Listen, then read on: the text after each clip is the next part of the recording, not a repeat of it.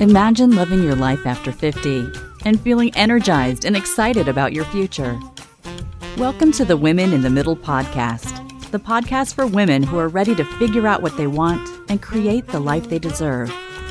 Here's your host and master certified life coach, Susie Rosenstein. Hey there, today's episode is all about creating your own bonus family. Let's go. Welcome back to the podcast Women in the Middle. I'm your host, Susie Rosenstein, your master certified coach and midlife mentor, and I am so glad to be here with you again for this week's episode, which is all about creating your own bonus family in midlife and beyond. So I have a feeling that it's highly likely that you've either navigated a blended family situation or have someone close to you who has. You probably also know that there are many challenges with blended families, no matter your age and stage. For example, adult children, grandchildren, parents, or grandparents. There are plenty of issues and challenges to go around, no matter how old you are or in what position you're in. Well, I'm going to be introducing you to someone who can really help you. But just quick, before we go there, I have a free gift I want to share with you. It's perfect for you when you think you might need a midlife change, or you're curious about the way you've been feeling so stuck, but you're just not sure what to do or where to go next to make things happen in your life. This guide is super helpful because you will discover the top 12 obvious signs that you're ready for an exciting change in midlife. You'll learn why you're not doing what you really want to do. You'll understand why it's important to think about what you want and make that exciting change. And you'll learn how to make sure you take the next steps to regret-proof your life. So many of us feel stuck and confused at this age, but don't know if making a change is the answer or not. The first step is understanding what's going on and why you're feeling the way you do. No one should waste their valuable time on this planet being afraid of having regrets. This free guide is called The 12 Obvious Signs You're Ready for an Exciting Change in Midlife, and it's waiting for you at www.susierosenstein.com/12 signs. You can download it there. Enjoy. Okay, now let me tell you about my amazing guest. Today's interview is about creating your own bonus family in midlife and beyond. My guest is Dr. Jann Blackstone. Jann specializes in child custody, co-parenting, divorce, and stepfamily mediation. She's the author of multiple books on divorce, remarriage, and co-parenting, including Ex-Etiquette for Parents, Good Behavior After Divorce and Separation, Ex-Etiquette for Weddings, Ex-Etiquette for Holidays, and My Parents Are Divorced Too. Dr. Blackstone is also the founder of Bonus Families, a 501c3 nonprofit organization dedicated to peaceful coexistence between divorced or separated parents and their combined families. Her new book is the Bonus Family Handbook, the definitive guide to co-parenting and creating stronger families. I take it you're familiar with the term bonus family. Jann's been using the term bonus family since 1993 and has done so much amazing work in this field to really, really help you. She has decades of experience navigating this unique and powerful family situation, both personally and professionally. I know you're going to get so much insight and advice from this episode, so please enjoy. Hi, Jann. Thanks so much for joining us today on the Women in the Middle podcast. Thank you for having me. I am so excited to have you, and I'm so delighted to know how long you've been committed to this whole bonus family concept. Can you tell us a little bit about your background and how you came up with that way to talk about this unique experience for so many people? Well, there's a couple stories that go along with that answer. I've been using the term since probably 1993. That's how long. The reason is for other people who have blended families, it becomes all-encompassing. And it was all-encompassing with me. And we, at that point, and we're talking about in the early 90s, we shared my then husband's kids week on, week off. That wasn't the norm then. It was just starting. And I got very close to his children. I had my own biological children, but I got very close to his as well because they lived with me for a week at a time. Over the years, because I married him in 1989, by the time we got to 1993 or so, his ex-wife, or my bonus kid's mom, and I were very good friends. But at the beginning, it wasn't so much like that. It took us about 3 or 4 years to get on the same page. By that time, I was very close to my oldest bonus daughter, and we had spent the evening with her having the flu and barfing on my feet and all of the stuff that goes along with taking care of kids who have the flu. And we got very close. The next day, of course, as kids often do, she was fine. And we went out and we went to a friend's house, and I went to introduce her as my stepdaughter, and it just didn't sound right. Her face dropped, my face dropped. And I went, there's got to be another word, because when the concept of step came into play years and years and years and years ago, you weren't spending that much time with the kids. And now they lived with me. So in talking to her mom said, Melanie came home and said she doesn't like to call you her stepmom because her friends automatically think she doesn't like you. And that was far from the truth. So wow. We were watching Melanie. Now, this time she's 13 years old, running back and forth in a basketball game, and she's ready to shoot baskets. And we're in the bleachers thinking, well, what about the new whitening, brightening form of mom? It's just, we're throwing these things back and forth and just joking. I came up with, how about bonus? And we both looked at each other and went, perfect. And I went home and looked it up, and it said, a reward for a job well done. So I went, perfect. I'm working really hard at doing this right. I'm working really hard at taking care of these children. I'm working very hard at getting along with their mother. So bonus would be, and it's an extra. It's not, doesn't replace. And that's what we were looking for, is we wanted something that didn't replace Cheryl, but didn't disrespect me. And bonus came up. And that was what. I love that. You know what, Jann, when people explain that to me, not explain, but describe their situation, and they use the word bonus, I have an instant emotional reaction to it of positivity. Instant. Good. And I'm thinking back to when it happened recently. And when people call it that, they also, you can tell they feel proud. It just feels, it exudes this positivity. But that was the whole concept behind it when I first thought, and originally when I started using it, people kind of went, oh, that's syrupy. And I said, I don't really care, because it was really important to me to communicate what's positive and loving and put that out there. But to kind of add to this whole story, I was at a party at a friend's house, and her sister lived in Sweden, and I was explaining what I did, and she said, "Oh, bonus in Sweden, it's a term of respect."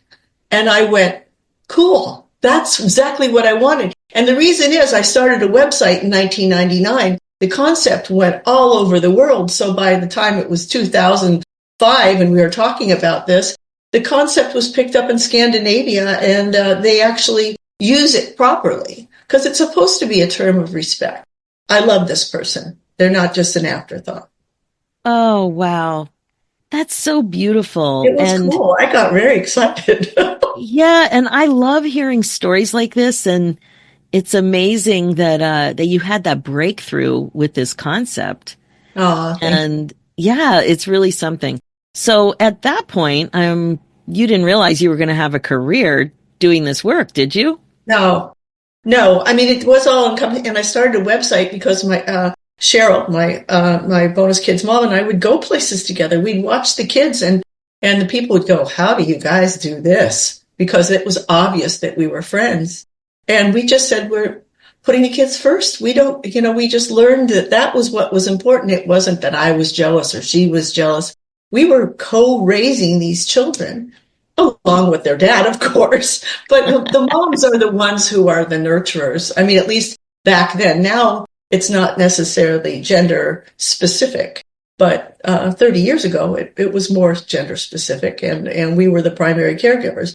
Although their dad was very active, he wasn't the one who was picking them up and waking up in the middle of the night and things like that. He was there. Yeah. But yeah, definitely. So one of the questions that I asked you is about getting unstuck. And a lot of women in my community talk about feeling stuck and the mission to get unstuck. And when I asked you about that in your notes, you said very eloquently that what helped you get unstuck with this situation was learning to collaborate rather than control. So can you tell me a little bit more about how that played out for you? Sure. It was really my journey of trying to get along with their bonus kids' mom. And I realized, and she did as well, that if we tried to control the situation, we looked like witches. Right. We were not giving the children the role models that they needed. We were being spiteful. We were just not putting our best foot forward. And when we started to collaborate, when she started to ask me for help, when I started to reach out to her, because I have another funny story, is she called me up one time and she said, would you pick up the kids? I'm going out of town and I won't be here. And I said, well, of course I will. Don't stress anymore. And she stopped for a second and she said, Jann, how do people do this without 3 parents? And I went, I don't know, because I felt the same way. You know, when you've got 3 working parents or sometimes 4 working parents, you've got to search for help. You have to ask for help. And that's really hard when you used to be married or together with somebody, you had children, and now you're so angry, you can't. So that's the whole premise of collaboration rather than control. Wow, it sounds like not only does it enhance your life and just bring on more happiness, but it also creates a lot more calm. Oh, goes without saying. Sure. And wow. You can't have too many people love your children. You can't have too many people love you or love too many people. So, it's a win-win situation if you start looking for help instead of hindrance. Right. And I guess that is one of your overarching principles. And it's something you talk about in the book. And you want to tell us a little bit about the book and about how helping others is so core? Well, the book is the Bonus Family Handbook, and it's kind of a culmination of all the books that I've written. I've written quite a few of them, but as the time goes on, it's really obvious that they're dated because the technology that's mentioned, cassette players instead of downloads, things like that. So I rewrote the book and kind of put everything I could possibly think. And my publisher said, Jann, there's 144,000 words here. We have to cut it down. And so I cut it down to quite a bit less. But it took me quite a while because I wanted it to be like an encyclopedia of co-parenting and combining families. So the way it's set up is we all Google stuff. We don't read from beginning to end. And so it's got an elaborate index that you can just go to the index and look up bad mouthing. And then it'll take you to a section on bad mouthing. So it talks to you about maybe you shouldn't be doing that. And this is why.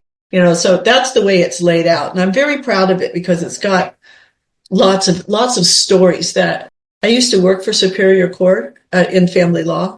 And so for years and years. And I have lots of success stories of people coming in and telling me how much they hate each other. And by the time they left, they didn't hate each other that much. They realized their role in it. So there's lots of success stories. I just want to mention, I love that you pulled out the elaborate index. In my last job, I worked in a publishing department in a hospital. Mm-hmm. And I learned that there are specialists who create an amazing index for people. Oh, yeah. I had to pay for it extra. I'm sure you did. And haven't the book because it was so important. It's so important. And I mean, I'm sure if you're listening right now, I'm sure that you've gone to a cookbook that's had a bad index and you've gone to a cookbook that has a good index, and it makes such a difference. So I just want to say, I love that you did that for this book, and that will make it so much more accessible, especially the way that people consume information right now. That was a fun little tidbit. Yeah, but it's true. We Google everything, and we're used to getting our information in 30-second sound bites. So true. So the book's really written in kind of an article. This is the question, this is the answer kind of format. And the way I wrote it is I asked myself one question at the beginning and just kept asking questions all the way through till I get to the end. And then I filled in stories and rules. And, it was a long time. It took me the longest time to write this book of all the books that I've written. Oh, I'm sure it did. I can only imagine. Now, one of the reasons I was so excited to have you on is because of how relevant this is to midlife people. So it's not just, younger people talking about, sharing childcare responsibilities when there's babies and toddlers and school age kids. But for women our age, over 50, over 60, it's still an issue, and it still creates some situations that need to be sorted. Can you talk a little bit about how the specific problems and challenges, I don't want to call them just problems, challenges for midlife women with co-parenting? Two things: senior divorces, or losing your partner, and remarriage, because adult children are just as thrown by their parents remarrying or recoupling as younger children. In fact, older children are a little bit even more difficult because they've formed lasting bonds over the years. They have their own issues dealing with the passing of the parent or the divorce, and I do cover that in the book because because I faced it myself. So, and actually, my best friend and cousin just lost her husband to cancer, and she met somebody rather quickly. She absolutely adores him. She had all these guilt issues because she felt she was betraying her husband of 48 years, and she has 3 adult children. She was trying to figure out how she presents this because it was 9 or 10 months after the passing. Something that people don't realize, however, is that if you have a sick spouse, you are mourning their death all the way through the illness. You know your life's not going to be the same, especially if it's something like cancer where they're bedridden, or Alzheimer's where they can't think or don't remember things. So then you mourn that whole time. And then when they pass, excuse me for presenting it like this, but it's sometimes a relief because it's off. You can now relax and remember the good things. When you have a partner that was in a good marriage, they're more inclined to want to remarry again. So it's just the circle of life. But you got to try to tell your kids that your kids are struggling with the loss of their father or mother. And the way that somebody said it to me, is you can't replace your mom or dad, but you can replace a partner. And I went, wait a minute. You don't understand the level of grief that your mom or your dad is facing at this point. You can't really replace anybody. That's not what you're trying to do. Again, it's bonus. There's never, it's not either or, it's also. In later in life and while you're trying to combine families younger in life. That's one reason. The other reason is people are having babies as they get older. I was 10. My daughter was 10 when I was 50. So I had all that stuff still dealing with, combining older families. And the bonus daughter that I was talking about when my daughter was 10 was 21. So now we have a whole other different issue and all these things are covered in the book. It's a lifespan.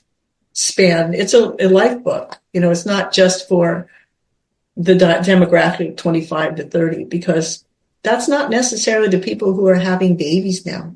I think I looked up 50% of all babies born the women are over 30 in the U.S.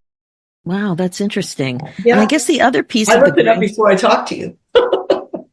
That's fascinating. And I guess the other interesting and potentially challenging thing with grandparents breaking up are the grandchildren, like how the little kids are reacting to all of this stuff. I have a story in the book specifically about that. A grandchild I can't remember the age, but it was under 10, maybe I think even 5. And she slapped the new person in her grandma's life. When he said something to her, she slapped him. He didn't know how to handle it. Grandma didn't anticipate it. And I think it was started because the little child used to sleep with grandma it was a big deal. I'm going to grandma's house and I'm going to sleep with grandma. That's a lovely, intimate thing. But then grandma introduced this new man into her life, and he couldn't sleep with her. The child couldn't sleep with her anymore. All of a sudden, the child equates, grandma doesn't like me as much as this guy.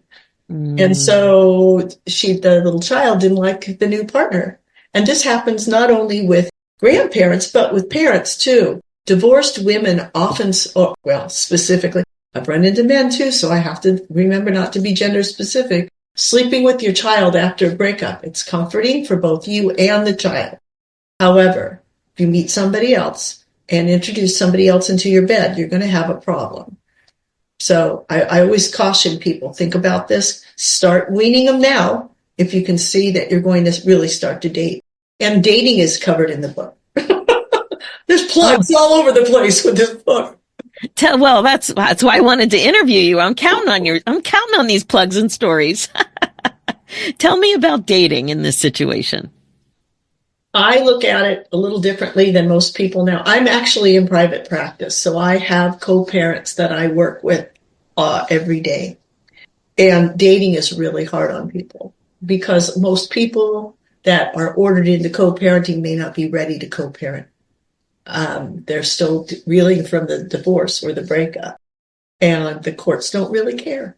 And truthfully, neither do the children. I mean, the truth is, of course they do, but we have to be role models for our children. We have to do it right. And if you're dating a lot of people in front of the kids, I'm going to tell you that they're going to be resentful. They're going to be hurt. They're going to start taking sides. You're putting them in the middle. Especially young children don't know how to handle that or process it. So I always tell people, first of all, let your former partner know you're dating. That's really important. So that when the child comes home and says, Mommy has a new boyfriend, and I met him, and he's so nice, your former partner can say, yes, honey, Mommy told me she was dating, instead of that piece of, So that's the reason that you always tell your former partner what you're doing. Transparency is really important. So they can support you and not throw you under the bus. Right. Well, and one of the things that you talk about is this idea that love doesn't conquer all. So that really stood out in your notes when you were talking about having this plan of action for success and that you just can't rely on feelings of love. Tell us a little bit more about that. After you break up, people are usually surprised by more love. That the pain of a breakup throws you, and the next person that you really find yourself caring about is a really big deal. And sometimes we move too fast because we're so excited that we actually found somebody that maybe we'll do it right with. However, if you move in, love does not conquer all. That oxytocin goes away. And then you have to deal with, is the toilet paper coming off the roll the right way? Did your children pick up the dog poop? Who's doing the dishes? And so that kind of plan, house rules. There's something that in the book called the before exercise.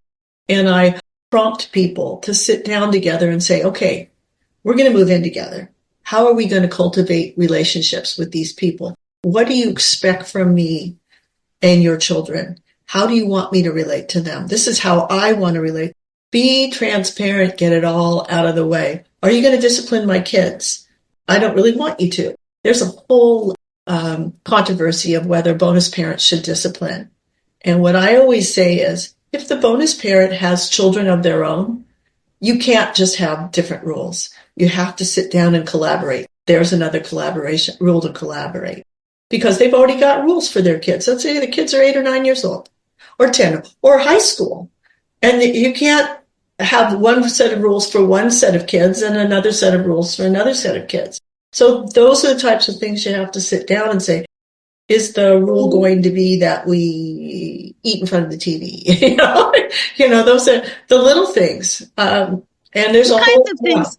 What kinds of things have come up for, when the young adults come back home? So when kids are coming back home in a new situation, when they're in their 20s, because what I'm noticing with friends and family is that it's a good 10 years with kids coming and going, especially in this economy. Wow. Until they can get established. So did I ask a good one? Because I can really see it being an issue in a blended family. Well, what happens often is people wait until their kids are older and they move out of the house, and that's when they break up. We've heard we stay together for the children. Kids who turn 18, they go off to college, mom and dad break up. Where do they go when they come home? Do I go to mom's house? Do I go to dad's house? We don't celebrate Christmas or Hanukkah or any of the holidays the way we used to. So that kind of thing is never discussed. And it just, if kid's an adult, they can handle it. They can't really. They have to be prompted. They also have to be nurtured at that age because you just dropped a huge bomb in their lap. So that's one of the things that is putting the adult children in the middle and making them make their own decision. Well, you're 18. You can decide where you're going to be. Really? Wow. Yeah. It happens all the time. And what about, go ahead, sorry. I was just going to say, but that's when you don't have a collaborative co-parent. That's one of the main reasons why collaboration is so important, because they can come to you and say, this is really confusing. What do I do? And you can sit down together and say, okay, let's plan this out. Let's figure it out. You want to be with dad for Christmas? Do you want us both to go somewhere? Let's go to a park and celebrate Easter. Talk about it. These are adult children. They can weigh in, and you can not do it wrong. You could do it right. It's always an option. Yeah. What about family conflict resolution? So, do you think, do you guide people to anticipate a lot of the things that need to be discussed? And I would imagine some people can't even look at each other. No, but you have to figure it out. Now, you're talking about co-parents are having a problem. Within the blended family, within the bonus family, there should be a form of conflict resolution in place before you move in so that your children and you know how to problem solve together. Again, it's collaborative. Let's figure this out together. The parents are always the leaders. Don't let the kids come. It's not a bitch session either. It's definitely parents lead the story. I'm going to tell you a quick story about a bonus family forum for conflict resolution. This happened to me. I met my bonus kids when they were 3 and 7. My daughter was a year younger at 6, and then we had another one when the kids were older, 3 years later. So there was an 11-year difference between the oldest one and the youngest one. The kids were brought up that we have family discussions if there's a problem. And everybody came, there were rules, and the rules are listed in the book. You come, you say with an open mind, nobody yells, blah, blah, blah. The parents were always the one who called the parent, the kids rarely, if that didn't happen. One day, my husband and I got a note underneath our door in our office because we both had home offices, and it said, "Please come to the family discussion."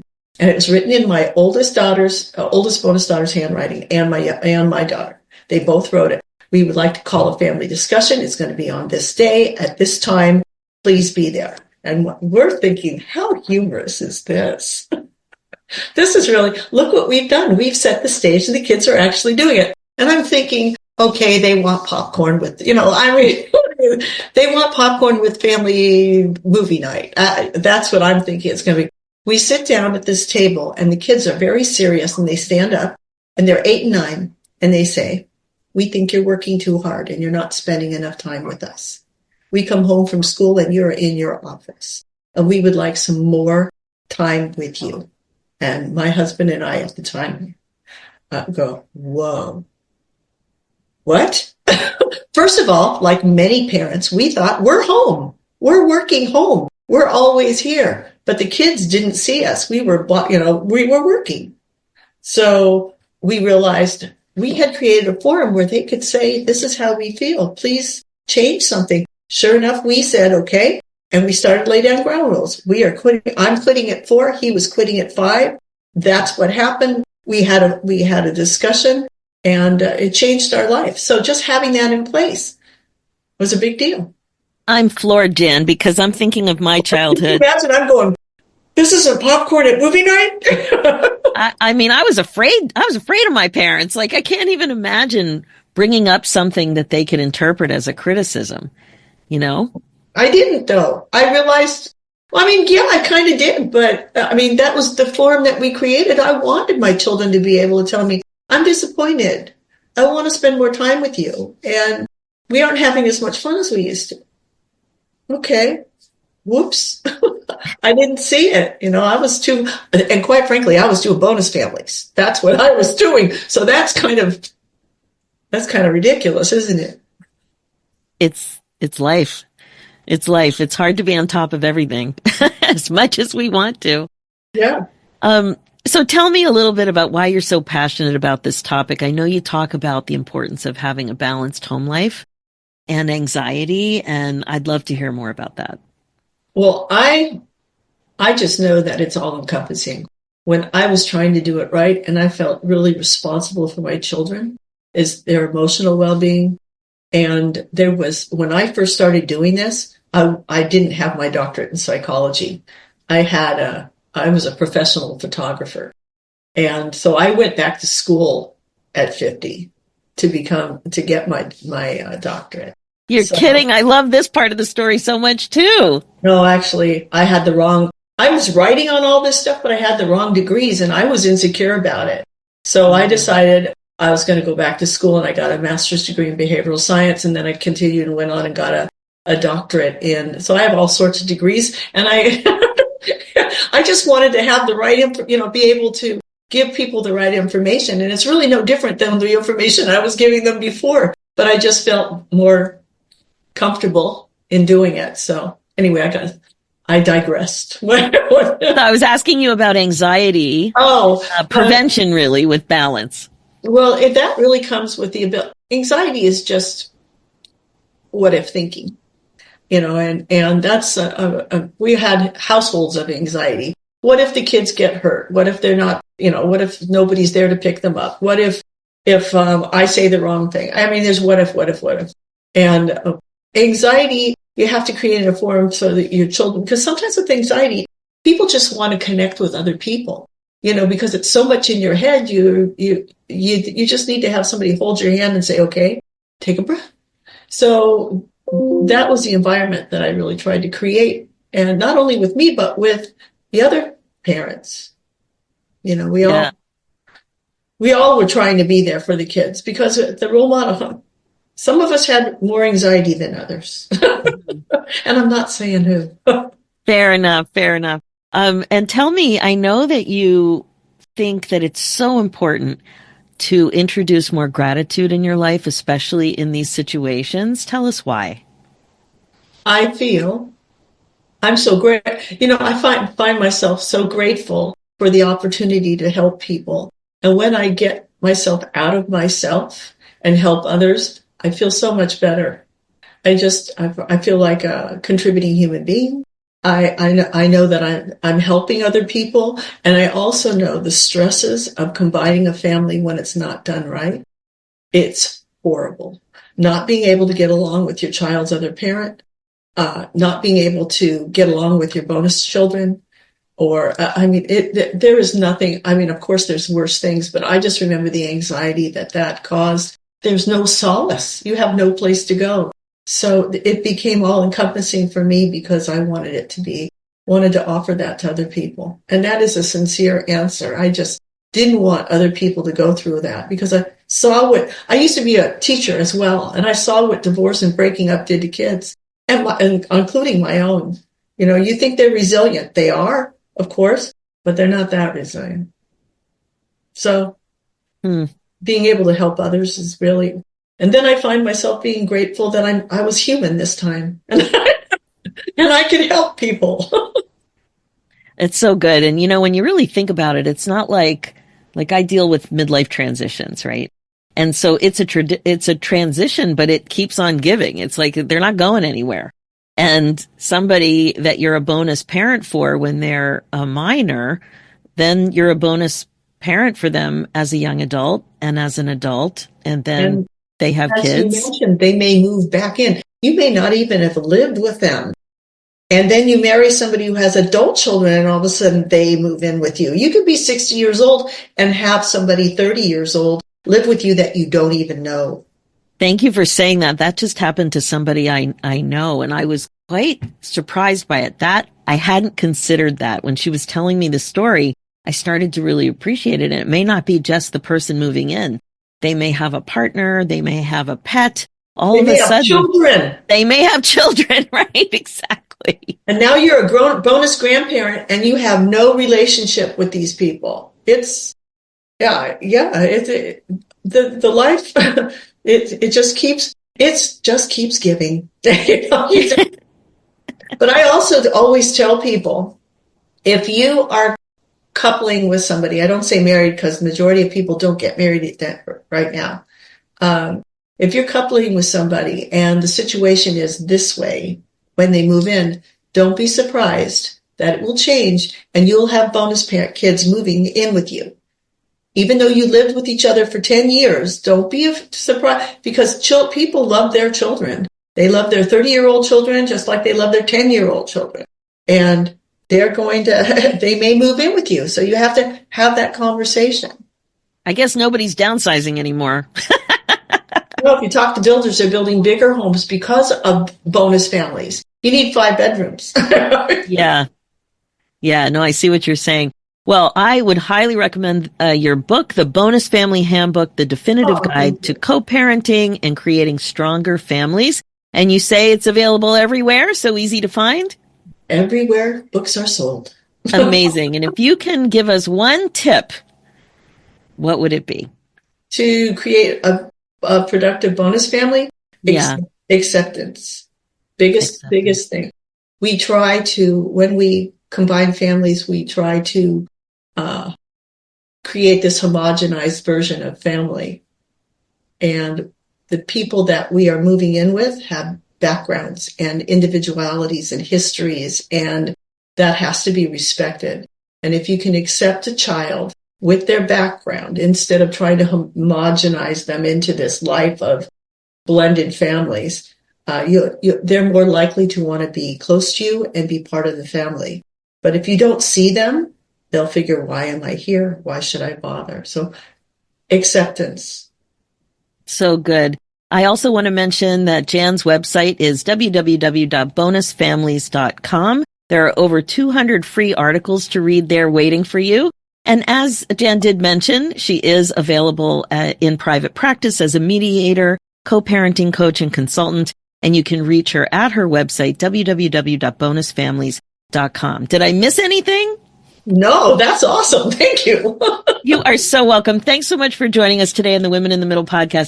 I am so happy that I have your content now available as part of the catalog without an index of my podcast episodes. I really, really enjoyed your interview, and you have amazing information to contribute. So thank you so much for joining us today. Pleasure. Thank you so much. Okay, that's it for this episode. Did today's show resonate with you? Out of over 400 episodes, I hadn't interviewed anyone yet with expertise quite like Jann's, and I was really excited to bring her brilliance to the Women in the Middle podcast. I love how she pointed out that love isn't always enough. This is true in so many areas of life. Wouldn't you agree? You also need clarity and commitment to keep moving forward in a way that, lines up with your goals and values. As she emphasized, collaboration and acceptance are critical for the bonus experience of your dreams. You can totally become a woman who's focusing more and more on being intentional and making sure you're living your life according to your priorities. If you don't, you're highly likely to have regrets. This is exactly how I can help you. It starts with your thinking, and this is what we're up to in my Women in the Middle Academy. So if you'd like to see if working together is a good fit for you, head over to www.talktosusie.com and book your free momentum call. This is the best way to learn more about the Academy and how it can help you go from wasting valuable time and feeling stuck to fulfilled and using creative tools, mindset coaching, joyful planning, and accountability in an amazing community of like-minded women.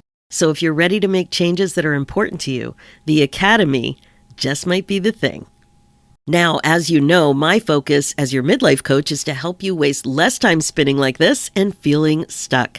This is what regret-proofing your life is all about. Seriously, regret-proofing. Make sure that you do what you can to make sure that you don't have regrets. Being the queen of your brain domain is the best way to be, and midlife transformation coaching is the fastest way to rediscover joy and purpose after 50. So if you'd like to see if working together is a good fit for you, either in the Academy or privately, head over to www.talktosusie.com and book your free momentum call and we'll chat. For show notes and links, go to www.susierosenstein.com and click on the podcast tab and look for episode 410. You'll also see a link there for my other show, The Women in the Middle Entrepreneurs, which is all about the reality of running your business when you're a midlife gal. It's also on iTunes, Spotify, and all the places. Let's do this, ladies. It's time for you to put yourself first, one thought at a time. Thanks so much for listening, and I'll talk to you next week.